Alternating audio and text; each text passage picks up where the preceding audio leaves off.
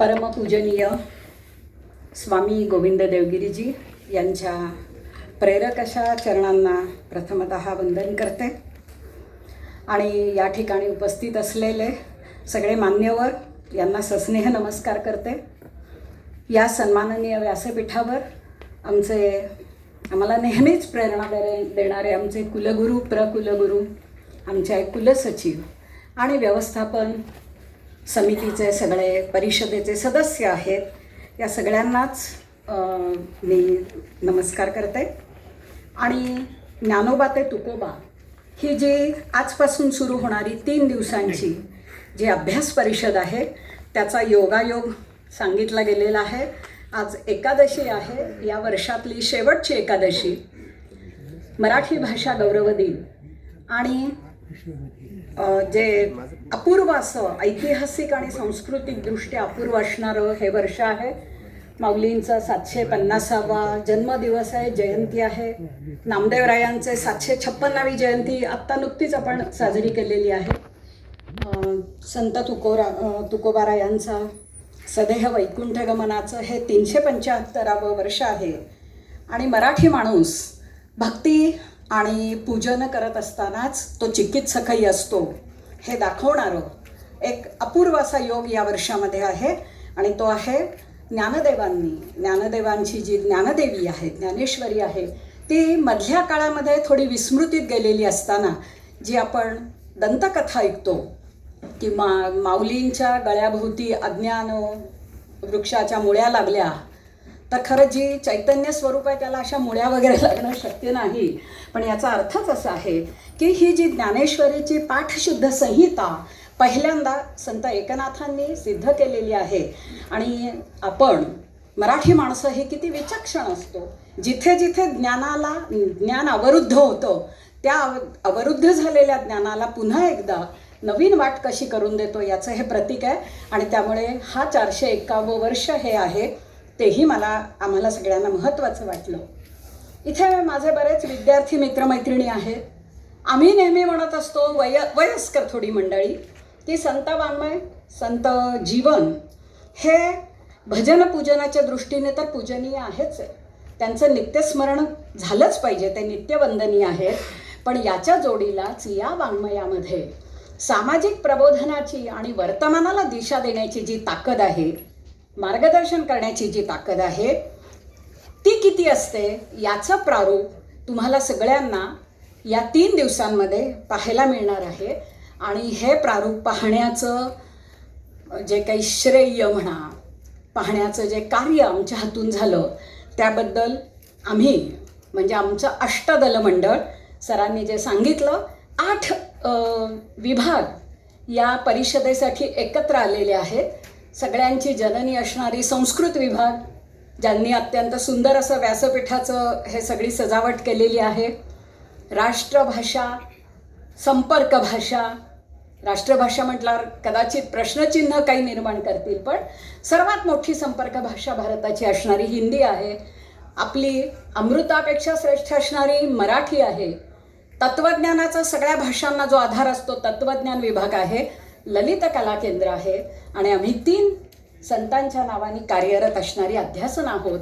ही अष्टदलाची जी आमची कल्पना आहे आणि त्यातून हा कार्यक्रम आमच्याकडून करून घेतलेला आहे संत मंडळींनी, त्याबद्दल मी प्रथमतः त्यांच्याबद्दल कृतज्ञता व्यक्त करते. आम्हाला ही संधी दिल्याबद्दल आमच्या कुलगुरू प्रकुलगुरू आणि कुलसचिवांना देखील मी त्यांचे आभार मानते. आणि एक आहे बघा की तरुण मंडळींना हे नक्कीच सांगायला पाहिजेत की या परिषदेचं जे नाव आहे ज्ञानोबा ते तुकोबा, हे कुठल्याही एका व्यक्तीशी निगडीत नाही. कारण ज्ञानोबा ते तुकोबा ही जी परंपरा आहे, सगळ्यांनाच अभंग माहिती आहे, ज्ञानदेवे रचिला पाया, उभारिले देवालया आणि तुका झालासे कळस. सांप्रदायिक काही बरेच आहे त्यामुळे पूर्ण अभंग सांगत नाही. पण हा जो सर्वज्ञात अभंग आहे, तो सर्वज्ञात अभंग जो आहे तो केवळ वारकरी संप्रदायाच्या, केवळ भागवत संप्रदायाच्या मंदिराशी निगडीत आहे असं नाही, तर या अभंगामधून किंवा ज्ञानोबा ते तुकोबा या अभंगातल्या प्रत्येक शब्दामधून संत परंपरेचं एक सातत्य आपल्याला दिसतं, कारण हे चारही संत वेगवेगळ्या, 2 संत फक्त समकालीन आहेत, बाकीचे 2 संत हे वेगळ्या वेगळ्या काळातले आहेत. तरी देखील काळावर मात करून वारकरी संप्रदायाचं आणि मराठी संस्कृतीचं जे सातत्य आहे ते सातत्य या 4 शब्दांमधून व्यक्त झालेलं दिसतं. शिवाय ह्या चौघांचंही जीवन असं आहे, चरित्र आपल्याला सगळ्यांनाच माहीत आहे की संत या कल्पनेचं वेगळं पण त्यांच्या वर्तनातून दिसतं. संत कोणाला म्हणावं याच्याबद्दल आपले काही निकष आहेत, बोलायची ती वेळ नाही, पण संत कल्पनेचं एक वेगळेपण हे 4 जण सांगतात. आणि ज्ञान आणि मैत्री, सख्यत्व एकत्र आल्यानंतर त्याचा भावबंध किती गहिरा असतो हे आपल्याला माहिती आहे की ज्याच्यामुळे नामदेव रायांमुळेच आपल्याला ज्ञानदेवांचं चरित्र उपलब्ध झालेलं आहे. आणि सगळ्यात महत्त्वाचं, ज्ञान आणि परंपरा यांचा तोल भौतिकते पलीकडे जाऊन कसा सांभाळावा आणि तो सांभाळा की जे अतूट असं जीवन सामर्थ्य निर्माण होतं. या आणि अनेक गोष्टी या ज्ञानोबा ते तुकोबा या शब्दामधून व्यक्त होतात.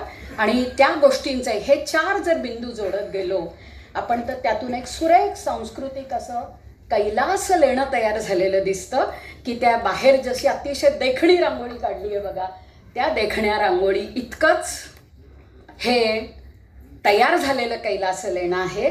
आणि हे कैलास लेणं अर्थात शाश्वत आहे, आनंद देणारं आहे. हे का घडलं बरं? आम्ही 8 विभागांनी एकत्र येऊन चर्चा केली की आपल्याला नेमकं काय करायचं आहे.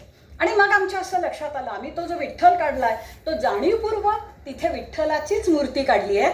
कारण आपल्याला माहीत आहे की श्री विठ्ठल किंवा श्री पांडुरंग म्हणजे नेमका कसा आहे. तर न विचारी कुळधर्म, जपता नाम दिननिशी, जात वित्त गोत न पाहायची काही. अर्थात तुमची जात कोणती आहे, संपत्ती कशी आहे तुमची, नातेवाईक, कुळ, धर्म, तुमचं लिंग कोणतं आहे, भाषा, प्रदेश कोणती आहे, याची चर्चा न करता हा विठ्ठल आपल्याला प्रेमाने जवळ घेतो. पण केव्हा प्रेमाने जवळ घेतो तर जेव्हा तुमच्याजवळ निखळ चारित्र्य असेल, समाज कल्याणाचा ध्यास असेल, पर्यावरणावर प्रेम असेल. म्हणून आत्ता आपण तुळशीला पाणी घातलं स्वामीजींनी आणि आपण त्याचं ते उद्घाटन केलेलं आहे दीपप्रज्वलनाबरोबर. हे पर्यावरण महत्त्वाचं आहे. इथे शिवाजीराव मोरे बसलेत, पर्यावरणाचा ध्यास घेऊन गेले काही वर्ष ते काम करत आहेत. आणि त्यामुळे पर्यावरणामधलं प्रेम आहे, अखंड ज्ञानसाधना आहे आणि सदाचारानं उपजीविका करणारी वृत्ती आहे. बघा मित्रमैत्रिणींनो, आज आपण भ्रष्टाचाराच्या वगैरे गोष्टी ऐकतो, पण जर तुमच्यावर हे संस्कार झालेले असतील सदाचारानं उपजीविका करण्याचं, ज्याला मी कन्नडमध्ये कायकवे कैला असं म्हणतो, ते जर असेल तर विठ्ठल तुम्हाला जवळ घेतो. नुसतं जवळ घेतो असं नाही तर त्याचा एक गोतावळा निर्माण होतो. आणि या गोतावळ्याचं प्रतीक म्हणजे ज्ञानोबा ते तुकोबा आहे. हे आपण लक्षात घेणं गरजेचं आहे. आणि त्यामुळे त्याची देखील आम्ही चर्चा केलेली आहे. शिवाय संतांना आपण काय म्हणतो महाभारत कालापासून, तर संत म्हणजे दिशा दाखवणारे. पण संत साहित्याचा अभ्यास करत असताना, संत चरित्राचा अभ्यास करत असताना या वाङ्मयाकडे, या चरित्राकडे कोणत्या दृष्टीने पाहावं हे सांगणारे विषयही या 3 दिवसात चर्चिले जाणार आहे. हे फार महत्त्वाचं आहे. दुसरं असं आहे की आणखी एक विषय चर्चेला कुठला जाणार आहे की ज्ञानोबा ते तुकोबा ही जी परंपरा आहे, या परंपरेला आजच्या रूढ अर्थानं संघटनशास्त्र, स्किल ऑफ ऑर्गनायझेशन ही संज्ञा माहीत नव्हती असं आज आपण म्हणतो.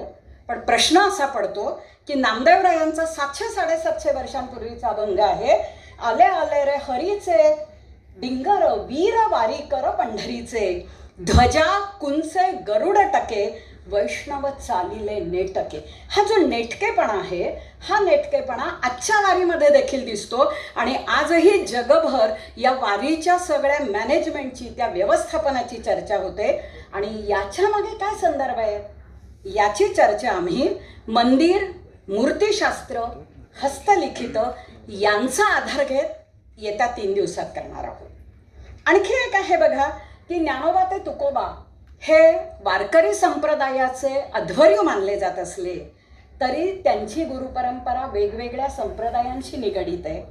शिवाय हे सगळे संत इसवी सनाच्या 6व्या शतकापासून भारताला जोडणाऱ्या भक्ती चळवळीचे महत्त्वाचे आधारस्तंभ आहेत. आणि जर एखादी सामाजिक चळवळ जेव्हा विधायक मार्गाने जाते, माणसांना जोडत जाते, तेव्हा सर्व तऱ्हेच्या प्रतिकूलतेला पचवत ती भारताच्या संस्कृतीला, या राष्ट्राला कशी अक्षुण्य करते, विश्व पातळीवर त्याचं नाव कसं नेते, याचा एक आदर्श म्हणजे ज्ञानोबा ते तुकोबा ही परंपरा आहे. आणि म्हणूनच या परिषदेमध्ये गोव्यातील म्हणजे गोमंतकीय भक्ती परंपरा असेल, ख्रिस्ती साहित्य असेल किंवा हिंदी प्रदेशाला मराठी संतांनी दिलेलं जे योगदान आहे, याची देखील चर्चा इथे होणार आहे. इथे 2 विशेष व्याख्यानं आहेत ज्याच्यामध्ये भारतीय पातळीवरचे संत साहित्याचे अभ्यासक डॉक्टर कृष्ण गोपालजी आहेत. संत साहित्यातील सत्ता मीमांसा आणि नीतिमीमांसा याच्यावर सदानंद मोरे सर बोलणार आहेत. आणि सगळ्यात महत्त्वाचं, पारंपरिकतेमध्ये आधुनिकता काय असते हे सांगणारे 2 कार्यक्रम आज तुम्हाला संध्याकाळी ऐकायला मिळणार आहेत. आज एक आणि उद्या एक. माऊलींच्या पालखीमध्ये वेळापूर इथं जे भारूड सादर करण्याचा जो मान ज्यांना आहे ते हरिभक्त परायण लक्ष्मण महाराज राजगुरू आज संध्याकाळी भारूड सादर करणार आहे. आणि उद्या युवा कीर्तनकार हरिभक्त परायण रोहिणीताई माने परांजपे या वेगळ्या अंगानं तुम्हाला पचेल, तुम्हाला रुचेल अशा अर्थानं एक कीर्तन सादर करणार आहे. मला स्वामीजी सांगायला आनंद वाटतो की 37 निमंत्रित इथे शोधनिबंध सादर होणार आहेत. पण त्याच्या जोडीलाच आम्ही आवाहन केल्यानंतर गेल्या 15-3 आठवड्यामध्ये 90पेक्षा जास्त शोधनिबंध तरुण मुलांनी पाठवले आणि 4 सत्रांमध्ये त्याची समांतर सत्र ही चालू राहणार आहेत. आणि हा सगळा जो दिलासा आहे तो फार महत्त्वाचा आहे. आणि सगळ्यात महत्त्वाचं असं आहे की ज्यांना परमभाग्य आपलं आहे सगळ्यांचंच, हे केवळ मी भाविकतेने म्हणत नाही, परंतु आजचा जो तरुण आहे माझ्या पिढीपासून, म्हणजे तरुण म्हणायला हरकत नाही, मी जेव्हा कॉलेजमध्ये होते तेव्हापासून आमचे जे तुमच्या मराठीत सांगायचं तर आयडॉल, आमचे मानदंड असणारे परमपूज्य स्वामीजी, ज्यांना पूर्वी आचार्य गोविंद देवगिरीजी म्हणून ओळखलं जातं, किशोरजी व्यास, त्यांची जिथे जिथे व्याख्यानं असतील दादा तिथे तिथे आम्ही जायचो. आणि आज हे आमचं परमभाग्य आहे की आपण नुसते भारतीय तत्त्वज्ञानाचे गाढे अभ्यासक आहात असं नाही, तर आपलं जे कार्य आहे ते पाहताना मला एकच उपमा द्यावीशी वाटते की स्वामीजी तुम्हाला बघितल्यानंतर योद्धा संन्यासी हे बिरुद सार्थ झाल्यासारखं वाटतं. आजही ते पहाटे आलेले आहेत, पुन्हा उत्साहाने ते आत्ता मगाशी सांगत होते आणखी कुठे कुठे जाणार आहे. बघा, अखंड ऊर्जा जेव्हा राष्ट्रप्रेमासाठी वापरली जाते तेव्हा काय होतं हे याचं चालतं बोलतं प्रतीक स्वामीजी आहेत. आणि स्वामीजींच्या बीजभाषणानं जेव्हा तुकोबा ते ज्ञानोबा ते तुकोबा या अभ्यास परिषदेला प्रारंभ होणार आहे तेव्हा ते आपलं परमभाग्य आहे. मला असं वाटतं स्वामीजी आम्ही आणखी एक केलं आहे की इथे जे अभ्यासक आहेत आम्हाला असं सतत वाटत होतं की अभ्यासक आणि उपासक एकत्र आले पाहिजेत.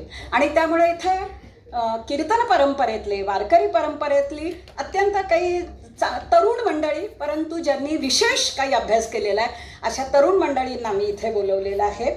शिवाय जुन्या आणि नवी मंडळी आहे. म्हणजे इथे वरदा संबूस दिल्लीवरून आलेली आहे, JNU मधून आमचे काही मंडळी बडोदा, गोमंतक आणि वेगवेगळ्या भागातून आले. ताहेर पठाण म्हणून आहे, तो पोहोचेलच एवढ्या वेळात. तो अलीगढ विश्वविद्यापीठामध्ये आहे आणि त्याचा विशेष असा आहे PhDचा की संत एकनाथ आणि एकात्मतेचं सगळं कार्य. मला असं वाटतं बघा की ही जी अभ्यास परिषद आहे ही भजन पूजन तर केलंच पाहिजे, पण त्याच्या पलीकडे जाऊन जर संत साहित्याचा चिकित्सकपणे अभ्यास केला तर नेमकं काय करता येईल हे सांगणारी आहे. आणखी एक गोष्ट महत्त्वाची आहे की मित्रमैत्रिणींनो, मैत्री कशी असावी, कमिटमेंट म्हणजे नेमके काय असते हे या ज्ञानोबा ते तुकोबांनी सांगितलेलं आहे. आणि भला त्यांना कमिटमेंट शब्द माहिती नसेल, पण जेव्हा वैयक्तिक बांधिलकीला नैतिकतेचा आधार मिळतो तेव्हा तो एक युगधर्म बनतो. आणि हा युगधर्म निर्माण करणाऱ्या या सगळ्या संत प्रभृतींना सावित्रीबाई फुले पुणे विद्यापीठाच्या या पवित्र भूमीवर आम्हाला काही मांडणी करता येते याचा आनंद आम्हाला दलमंडळींना आहे.